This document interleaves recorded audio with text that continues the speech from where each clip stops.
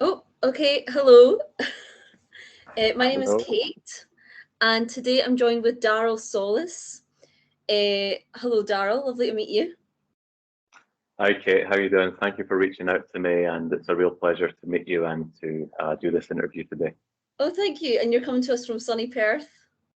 hmm Nice. To clarify, Perth, Australia.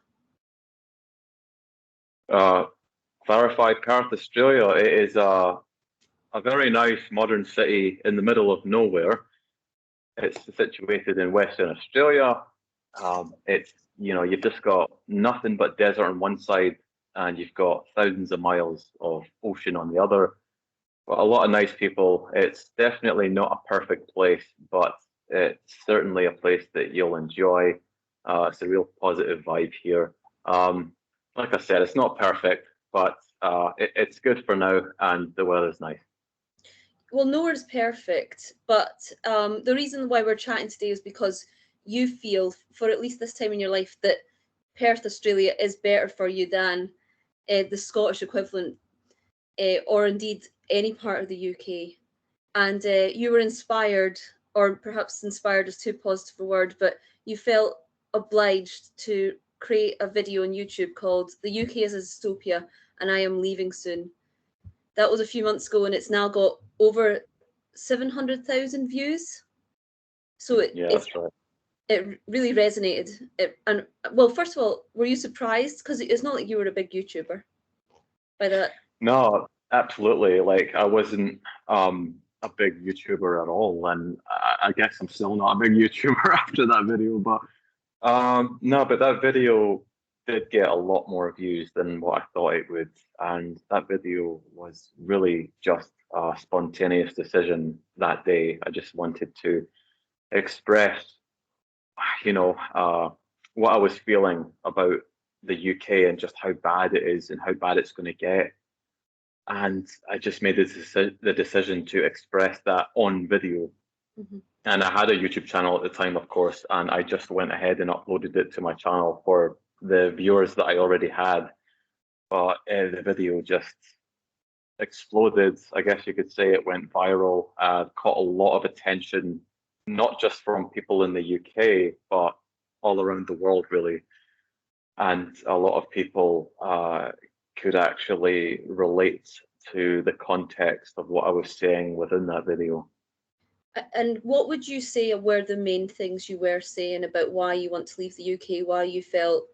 I mean, you could tell the emotion in that video. You just felt uh, tired. I think. Yeah. No, absolutely. I guess I did come off as a bit tired in that video, and that's because I was like, Yeah. I was just working for a bank at the time, and I was just really bored of my job. And I was just asking myself, like, why am I actually doing what I'm doing right now in Scotland? And of course, I'm always reading the news as well. And the news being as negative as it is, did affect me, of course, in a negative way, just by seeing, and learning about how unfair the UK actually is, and how the newly elected Labour government is handling the situations that the UK has, and of course they were not doing a good job from the get go, and they were just actually making the UK worse, and that's what kind of made me realise this country is not going to get any better, at least not for the next 4 years, whilst we have that government in office. And there was just no way I wanted to continue with what I was doing in Scotland. And I just wanted to make a real change to my life, to just relocate and see what else I could get elsewhere in a different country. And you said in the video that you were making £19,000 to work for a bank, which, I Uh, mean, is so tough, especially considering that you associate people who work in banks with making lots of money. Like being aware of how different your bosses are getting paid to you must have really stung. But I'm aware that 19 grand, it was that, is that after tax or was that your net salary? no, that yeah, that was actually after tax. yeah. Yeah. But So i- yeah, in in that Edinburgh, video, that doesn't go far, right? Edinburgh's a very expensive no, city. exactly. Like, so, that was my net pay, and and maybe in some locations in the UK I could get by with that, no problem.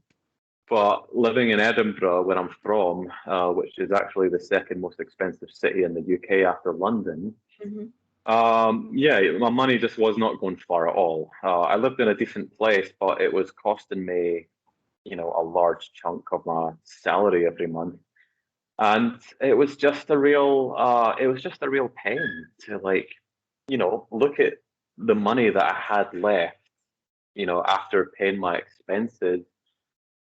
And that, of course, just led me to think, right, I need to make a real change here. And the change was not actually for me to just get a better job with a higher salary, because I still just wasn't happy with paying these prices and getting ripped off in the UK. Yeah, I completely agree. I grew up with such an appreciation for Scotland. Well, it's the UK, but I think if you're Scottish, you do feel particularly Scottish. You Yeah, know, like you grow up seeing the news where like other countries are going through wars. You're aware that you're in the scheme of things very lucky, but I think that being aware that things could be worse, it actually makes you quite blind to when things slowly are becoming not so great, because you've always got that comparison of, oh, we're a lucky country compared to a lot. It's it yeah. it was only a few years ago that I myself realized, hang on, this is meant to be one of the best countries in the world. Either that's true and the world is a tough place, or we're kind of delusional. And the more I travel, the more I believe we're a bit delusional. Yeah, yeah, absolutely. And because you and I come from the same country, Scotland, yes, we know the pros that Scotland has to offer, and we are lucky to be born in Scotland and to be brought up in Scotland. We have free education, that's university education there, and of course we have kind of a good healthcare system that, well, it used to be a lot better, and it is free, but not really. Maybe talk about that later. But I do feel lucky to be from Scotland, and of course, it's a shame to see what's happening to our country with the economic situation, the political situation, the social situation. It's the UK, not just Scotland, but the entire UK is just it's divided, and there is no, I hate to say this, but there is no hope for the country. It is going down on every level. And it's sad for a lot of people who are working full time, who are even in good jobs, but they still can afford to have a good life in the UK. I think that's very true. One of your top comments, and that's why I was inspired to reach out to you actually, because it's been on my mind. I've been thinking about it when I wasn't watching the video. Is a comment from, I mean, you'll have read it because one of the top ones, Vanessa2363, and she says, "Have you noticed how people are getting nastier too? That's a survival thing, Mhm. competitiveness. It's making Yeah, people hopeless and unhappy. You can see the stress etched on people's faces and a miserable climate. I loathe it, and it's giving me poor mental health." And I didn't even, she articulated something that I felt inside me for a while, that it's a thing called like social capital, this belief that we're all in it together. That doesn't really exist anymore in our country. We've got the resentment to the people at the top, simultaneously the resentment to the people at the bottom, and just the idea that you can trust your neighbors seems to have gone, and that's very sad for me to see, especially as someone who comes from a rural community where that's like the bones of a community in a small town, is that you all enjoy each other's company, or that even if you don't, that you're all in it together. yeah, I remember that comment, and that resonated with me also. And I could completely understand what Vanessa was saying. In Edinburgh, I'm sure it's worse in London, but even in Edinburgh, which is actually a very beautiful city, Again, it's not perfect, but it's a beautiful city. A lot of people love Edinburgh. People even just living and working in Edinburgh, from Edinburgh or not, they do look stressed out and grey-faced. And that actually, I guess that was happening to myself. I was kind of getting sucked into that vortex of greyness where I would be walking to work and I would just be walking to work in a miserable, stressed out state. And this just, of course, is not healthy mentally. And it was just a horrible feeling. And I actually just missed that. I missed that feeling of just being happy. You know what I mean? Yeah. Like walking to work is something that I guess no one is happy about, unless they actually really love their job. And if someone's watching this video and they love their job, then that's great, good for you. But something that there was a very interesting figure on social media called Sadhguru. He's like an Indian yogi. I don't know if you've heard of him, but he said, in your life, whatever you do unwillingly is hell, and whatever you do willfully, that is your heaven. Yep. So me walking to work, of course, I don't want to go to work. This is something that I'm doing completely unwillingly, and of course, it's having a negative effect on my mentality. I'm not saying that I don't want to work, but what I want to do is at least enjoy or feel some sort of excitement about my day, not this kind of resentment of walking to the office in the morning under the grey Scottish sky.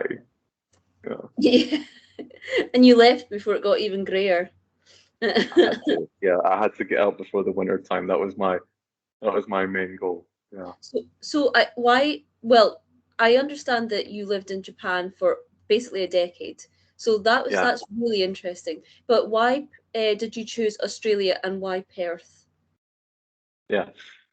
Yes, so that's true. I lived in Japan for almost a decade. Great experience. Japan, of course, is no perfect place, but I really loved my time in Japan. And I went back to the UK for some reasons, and I decided to leave the UK again just a couple of months ago, and I chose Perth because I got a working holiday visa for Australia. They reached they came to an agreement where they increased the age to 35, and I was 35 at the time of this happening. So I went for it, got the visa, and of course I had to choose where to start in Australia, excuse me.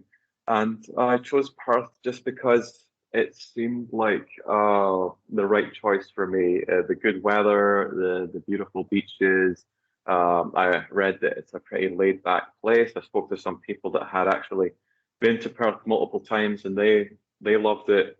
And it was just something about Perth that just naturally attracted me to it, and I just thought it just felt right to choose Perth. So that's why I came here first. And have you got a job, or is that still something you're looking for? So actually, yeah, interesting. I came at a very awkward time, just before Christmas. So there are, of course, a lot of jobs out there in hospitality and retail and such at this time of year. But I was looking for something a bit more professional on the IT side of things. As you know, I used to work for a bank, so I was looking into that kind of work as well, just to see what there was. And I have reached out to some recruitment companies that are saying that they will start recruiting from the middle of January after the holidays. So yeah, I've not been quick in securing any kind of employment right now, but it looks like looks like I'll find something in January sometime. So yeah, basically, you there are jobs, but you're holding out for Plan A sort of thing, and for a Yeah, while. Yeah, yeah, yeah, which is a exactly. fair decision to make. But at least for a while. Obviously, eventually there's a crunch where you have to take whatever job you can. But if Yeah, you've moved to a country to change your life, then you don't want to immediately settle for a job you know you won't like. yeah, yeah, exactly. Fortunately, I'm not broke right now, so I have time to just explore the city a bit more, learn more about Perth, and just see what the city has to offer before actually taking employment. But yeah, of course, like if I was broke, hypothetically, if I came here and if I was really struck for money, I would have just taken a cafe job, Yes, hotel, laptop, whatever. whatever. Yeah, absolutely. But yeah, I feel fortunate enough that I'm not, desperate as soon as I came into Australia.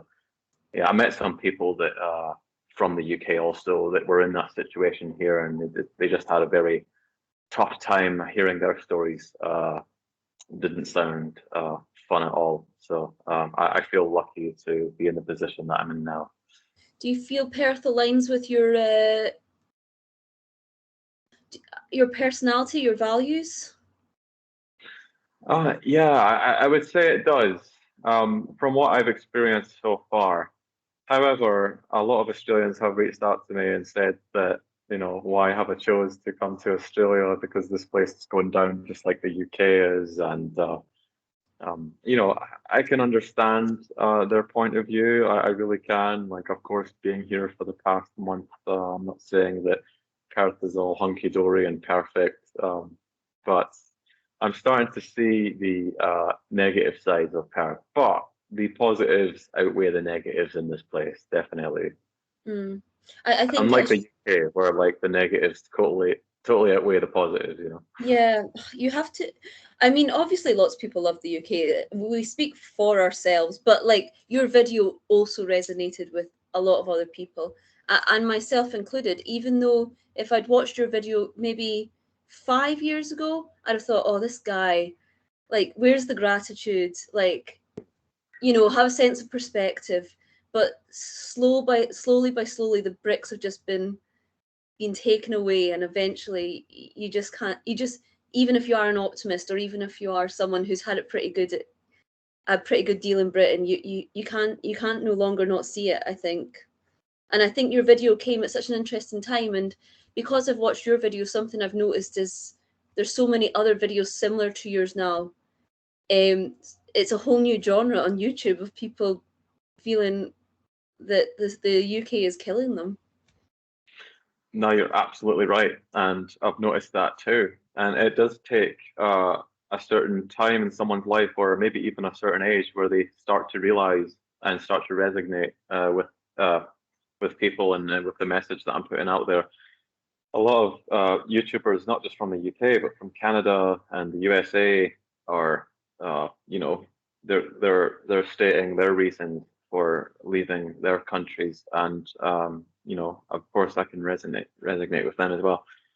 But it's just it is something. It is a new genre of people just starting to express how they feel about their country and how their country has let them down.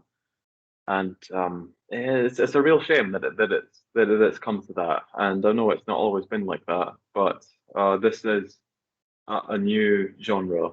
This is a new exodus of people leaving their countries that some people would consider rich and prosperous, maybe at some time, but not anymore. Another thing I've noticed, this is just anecdotal, it's just my personal thing that I see, is that more people than ever are, and I understand it's easy to just dismiss this as stupidity, but Hmm. more people than ever seem to be falling for get rich quick schemes, as if that's like they genuinely feel that that's their only way out to get rich. So you hear every week now about people falling for crypto scams, even though there's so much information about how that basically never ends well, and people buying influencer courses, but you've never hear of a famous influencer who talks about how they became who they are because of an influencer course. And there's so many things like that. It almost just seems like people have given up on the idea that if I work hard and I save 20% of this salary, that can get me places. We seem to exist now in a culture where people have given up, or they've become more desperate in an attempt to get the lifestyle they want. Yeah, that's true, and that's also very dangerous. Unfortunately, a lot of people do end up getting scammed over these various different schemes that they'll come across on the internet. But for anyone who's wanting to actually leave their country and make money online, like you really have to just do your research. You really have to find your niche, and you really have to work hard. And there are no get rich quick routes at all. You really do need to take this seriously and not think that there's just some kind of easy way to make money online, because there's not. It just doesn't work like that. You really need to you know, lock in your focus, find your niche, and work hard on it, and just avoid those people that are telling you that they made X amount of money just for doing this, and you should do it too, and then you'll fall into some kind of trap. And of course, that's never good for anyone. If someone's watching this and say they're, I mean, the specific age doesn't really matter, but they still don't have kids, they're either in a relationship where the person will definitely come with them, or they're not in a relationship, and they're in the UK with no money. So they're, I'm not trying to make the situation too complicated. I'm not saying they're in debt or anything, but if we're starting from scratch, what would be your gentle, realistic advice to that person, so that in like 18 months they can be in Australia? Yeah. So if someone is actually serious about wanting to leave, and of course they're going to have to, work on their finances. Of course, you need money to do anything in this world. But in that situation, of course, get a job, make some money, but you don't have to put yourself under too much pressure. Definitely consider your mental health first. It's not all about just the destination, it's all about the journey. And your journey starts from when you realize that you do not want to live in the UK and you do want to get out and live somewhere else. Well, from that realization, find a way to make some good, honest money, okay, whether that be in retail or in a supermarket or in an office, whatever, and just work as much as you can. But of course, protect your mental health. Yeah. Yeah. Don't put too much pressure on yourself. Have a plan.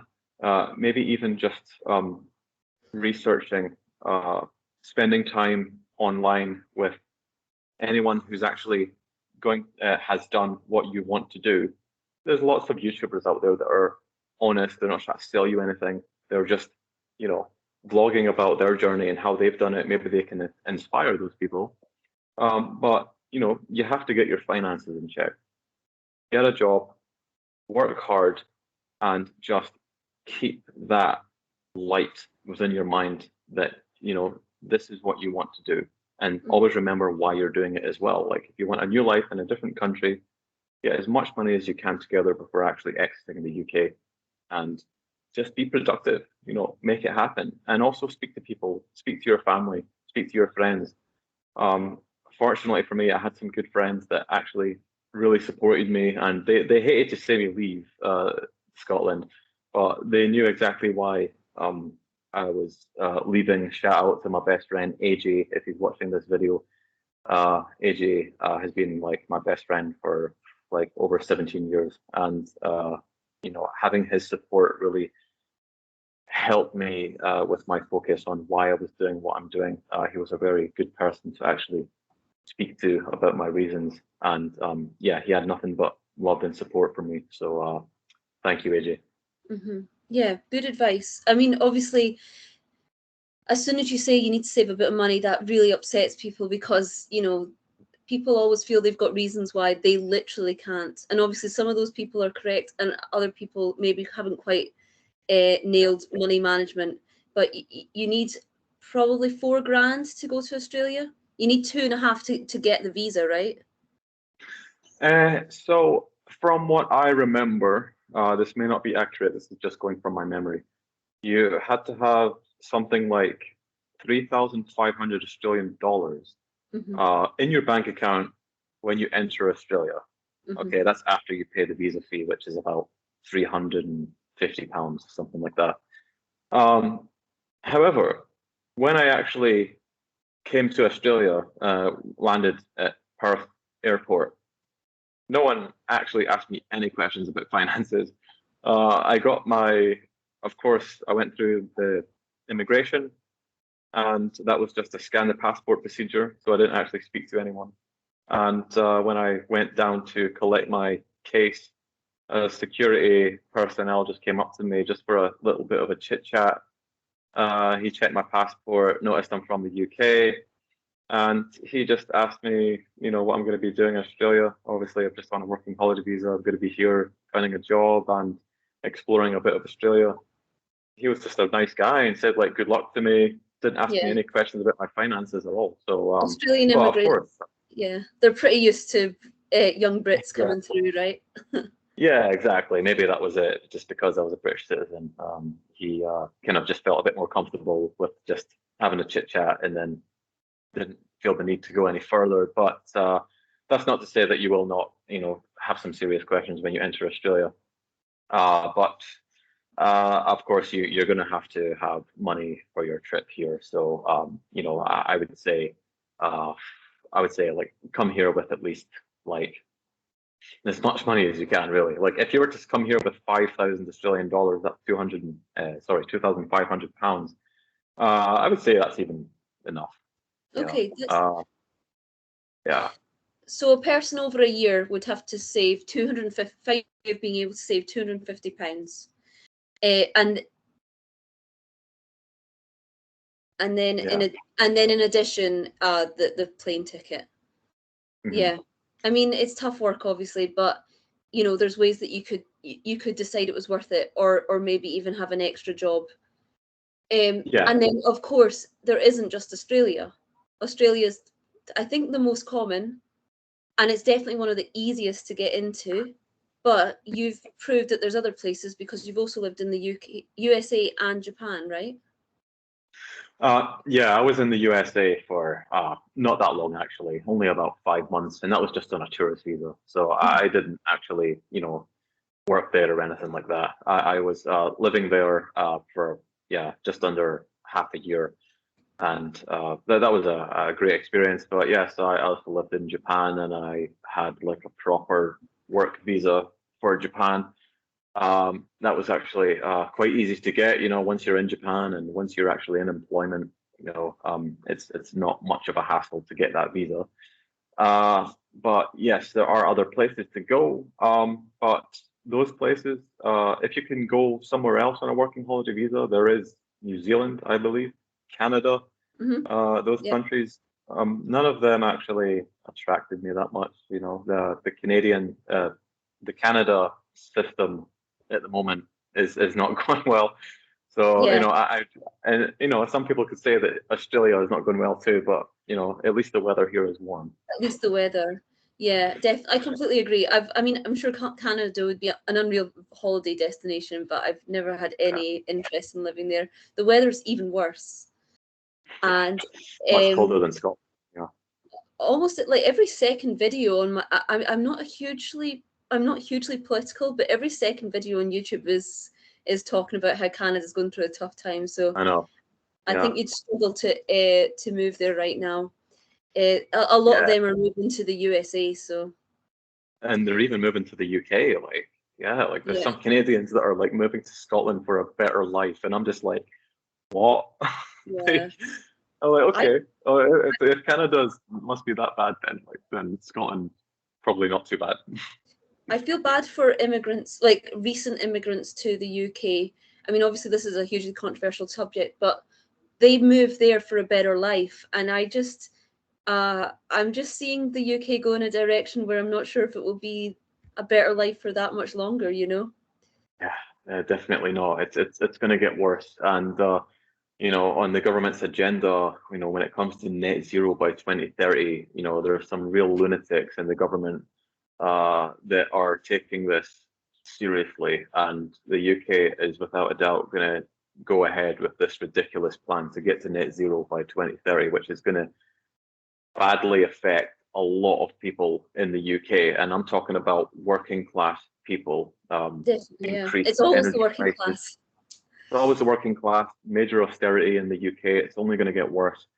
To anyone watching this video that's living in the UK right now, especially if you're in your 20s or 30s, or it doesn't really matter, if your circumstances are right and you've got the option to leave the UK, go and live in another country, whether that be in Southeast Asia or South America, somewhere like that, go for it, because the clock is ticking. You know what I mean? Time is the ultimate currency of life, and time, if you're looking at a stopwatch, right, you see the seconds, right? But look at the milliseconds. Look how fast that is going. Yeah, that is how fast your time is running out. Yeah, in this world. So you got to just take a chance. To anyone out there who is even having this thought of relocating for a better life, that just means that you've already made a decision. Like you're going to have to just go for it.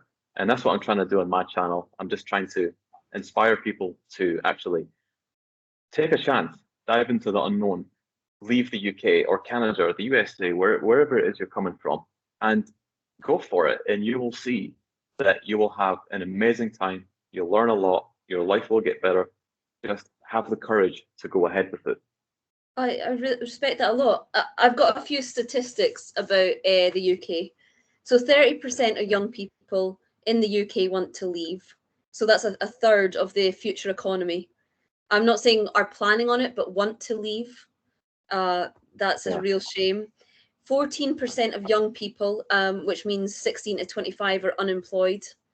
So 14% literally have no chance to have any life outside of their parents, spare room, and are just getting resentful and depressed. I mean, there's definitely a mental health crisis. There is, and unfortunately, this is only going to get worse. Things are only getting more expensive. There's going to be a lot more pressure on young people. I just cannot see, a bright future for the UK. Rent prices are going up. Housing prices are just out of the question for most young working people in the UK. And it's a real shame, because the UK is just not a prosperous country. There's nothing actually going for it. A lot of companies are shutting down. Jobs are going. People are getting laid off. Yet the government still want people to come off of benefits and get back to work. Or how can people get back to work when the salaries are low, the job stability is very low, and companies are just not wanting to actually hire British people as well. Like, if you've noticed in the UK, like every taxi driver is not from the UK. Yeah. You know what I mean? Like, look at all the staff in a lot of the stores. Like most people that work in the UK right now, they're not from the UK. They're all foreign, and a lot of them, when you chat with them, it's their second job. Yeah. So, loads to unpack there. People working a full-time job, but also they're an Uber driver for like 25 hours extra a week. So it's so tough. People having to be so innovative to have such small results. I mean, what shocked me as well in Edinburgh over the last few years is just seeing how many Uber Eats and Deliveroo cyclists there are. These guys that cycle around delivering food. Yeah. Like, they are absolutely everywhere. It is insane. And most of them they're not from the UK. And actually, I found out recently, most of them are illegally in the country.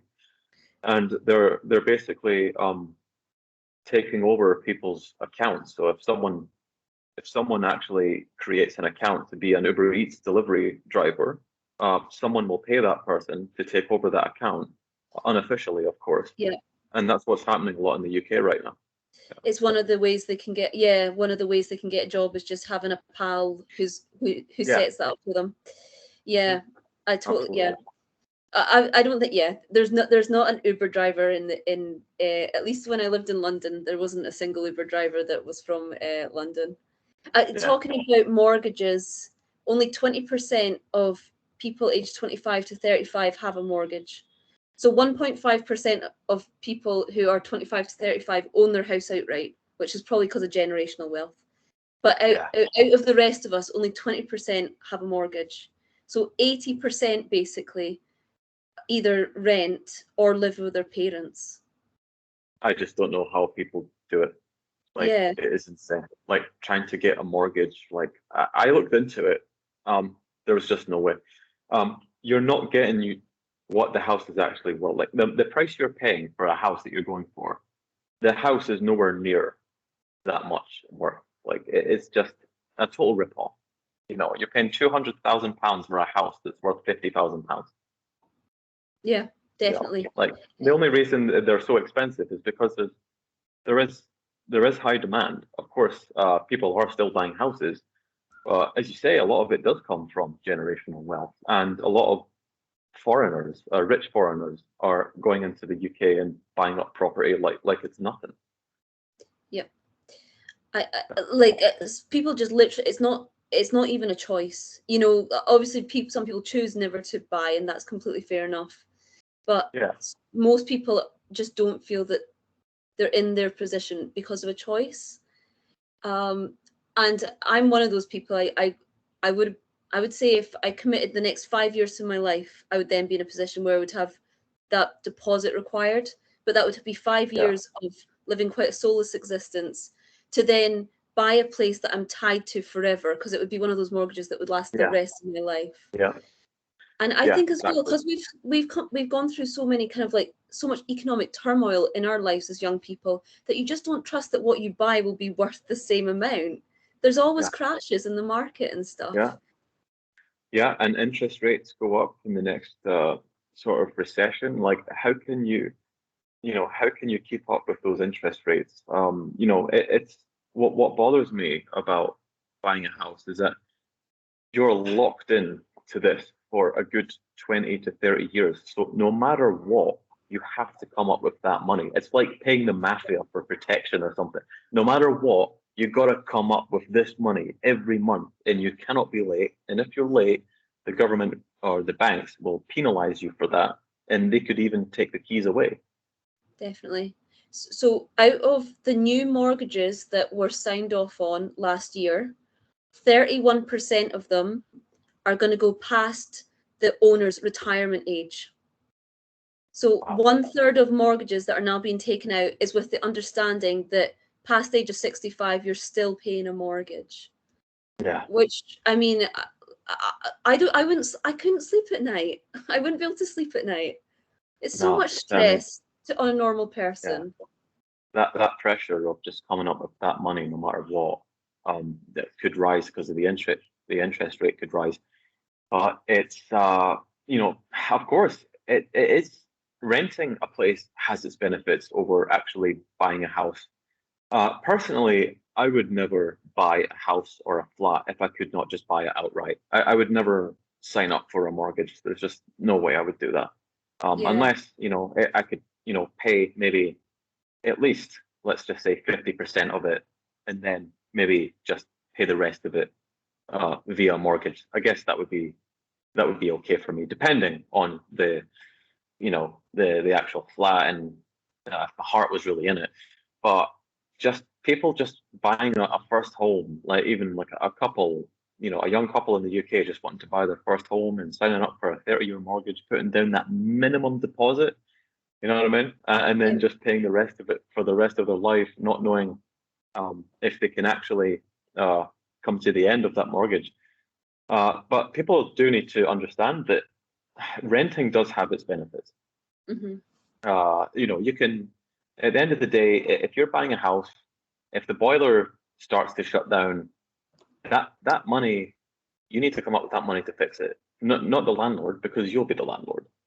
yep, So apparently there are a lot of hidden fees when it comes to buying a house. You're not just buying the house and that's it. You've got to consider in Scotland, you've got like this land tax that you need to pay. You've got all this maintenance that you need to keep up with in the house. If anything goes wrong, then financially that's on you. If you're renting, then that's on the landlord. So if the boiler shuts down, you can move out like soon and you can just yeah, stop paying the rent. You can just move somewhere else. So renting a place does have its benefits.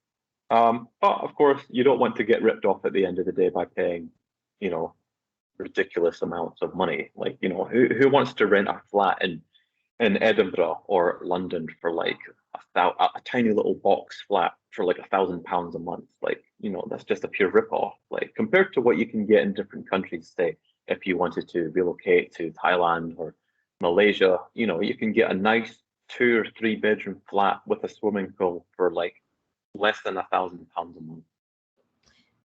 yeah, definitely, easily. And then obviously the dream is that you combine that with a Western wage if you can work remotely. I was wondering if, because obviously when we're talking about poor wages, what we're talking about mainly is how that affects your ability to live financially. But another thing that I've realized over the past few years, and I wonder if you feel similarly, is how much that seeps into every aspect of life.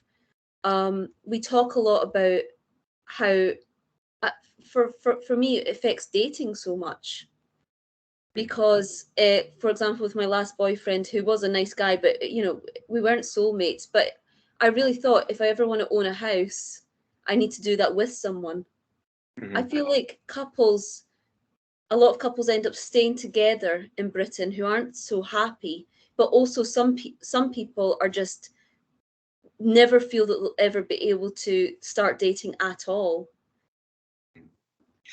Yeah, I understand that. It's for anyone thinking of buying a house, especially in the UK, having that dual income, having your, if you go to a bank and want to buy a house, on a single salary, if you're a single person, it's not going to be as easy as if you were, a married couple with no kids, a dual income. That's looking a lot better for the bank to actually offer you a mortgage.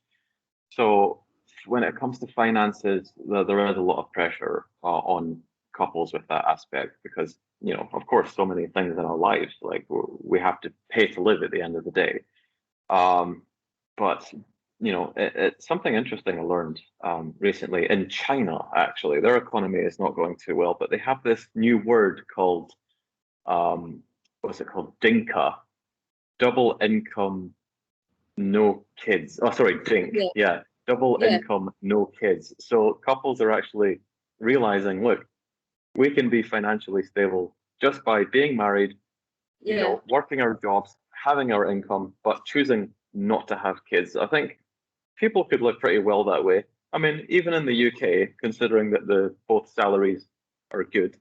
So, this kind of dink thing coming out of China is quite interesting, and I think a lot of people, not just in China but around the world, are deciding to just not bother having kids because it's just too expensive. Yeah, and again, there's nothing wrong with not having kids, but if you're doing it because you can't really consider the alternative, then there's so many reasons why that sucks. Obviously, on an individual level, that really sucks because you should be able to live the life you want, but also it's just terrible for the economy. It's not a good long-term strategy for a country.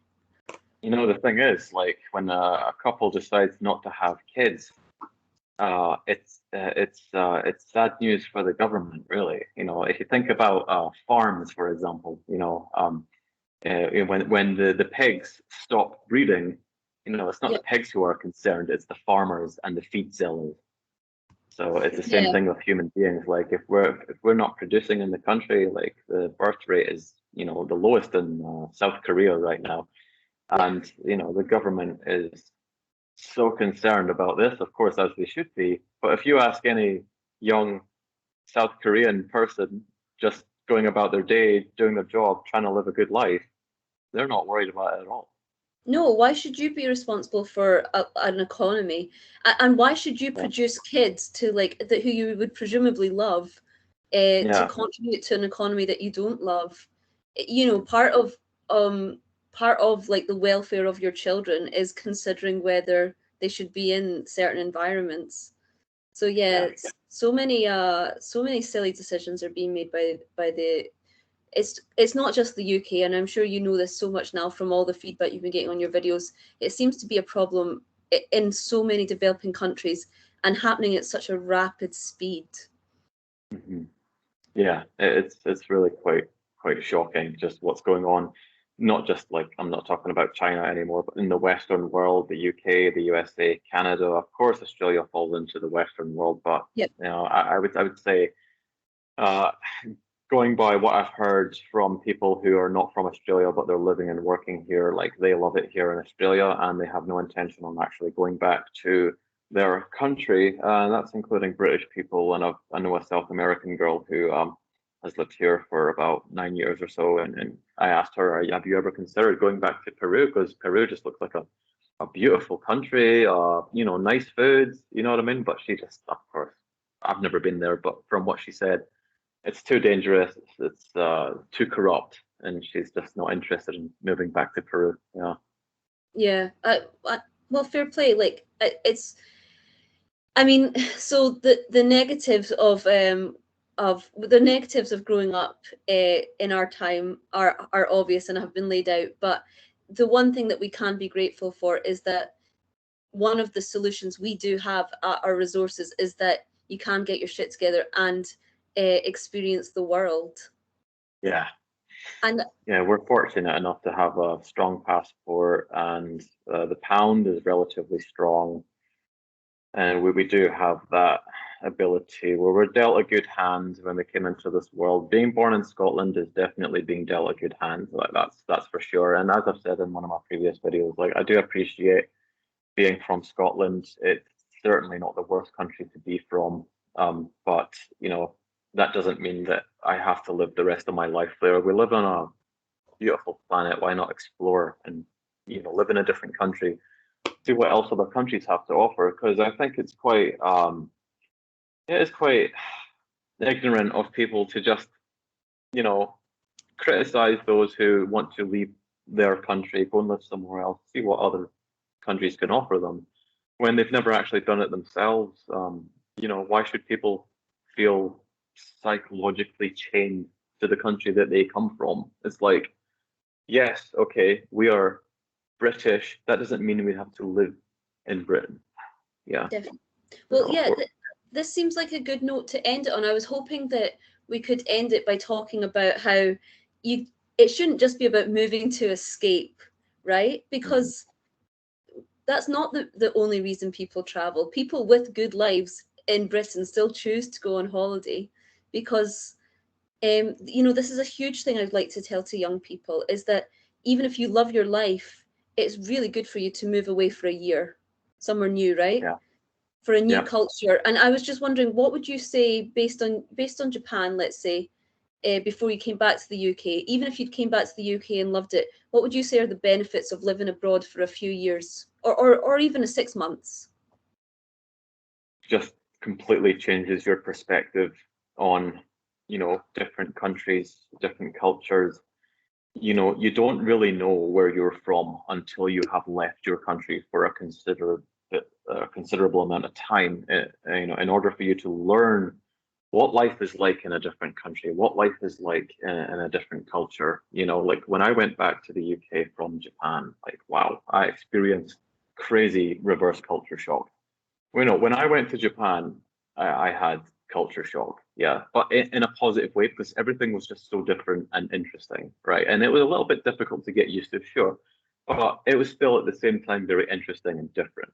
But when I went back to the UK, like everything was just a mess, and just like the standard is just way lower than what I was used to in Japan. The food quality, of course, was much lower in the UK, but also more expensive. So, I had a pretty hard experience with reverse culture shock going back to the UK. So, you know, like I said, you really don't know where you're from until you have lived in a different country to compare it to.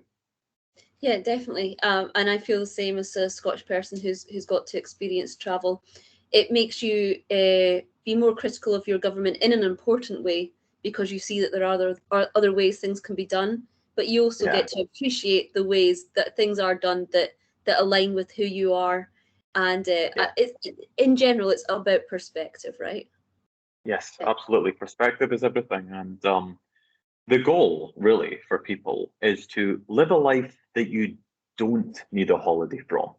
Why are people living and working in jobs that they hate in the UK and countries that they don't like just to go to Spain for like a few weeks just to have a good time and then get back to that life that they don't like in the UK? The ultimate goal for us is to live in a country that you don't want to escape from, that you love being in, you know. Yeah. Like I don't want to have this mindset where like I just, oh, I need a break. I need to go to, you know, a different country for a while because you know, like my life is too hectic. Like why not just find a place where you can live for the rest of your life and feel completely content there and not need to actually have to go somewhere else for a break. You know, the ultimate goal is to live a life that you don't need a holiday from. Well, I think, Daryl, it's fair to say that you are trying your best to live that out. And I Yeah, majorly respect that. You know, if you hear these people chatting, you can make a speech in a pub any night of the week about how things need to change in your life, blah, blah, blah. But you've actually gone out and done it. And obviously that's immense for yourself. But because you're doing it on a public platform, you know that along the way even if you inspire one person, that is genuinely amazing, right? So major yeah. respect to you, Daryl, and good luck. Thank you very much, Kate, and thank you for having me on your show. It's been a real pleasure. And yes, for your viewers out there, you know, if All you've four of got them. yeah, if you've got a vision to get yourself out of your country and go and live a new life somewhere else, I just say go for it. You know, dive into the unknown. That's what my channel is all about. So you're welcome to check out some of my content, and Absolutely. I'm sure Claire is going to have. Sorry, I'm sure Kate is going to have a lot more interesting content for you guys as well. So thank you. Cheers, Daryl. Thank you very much.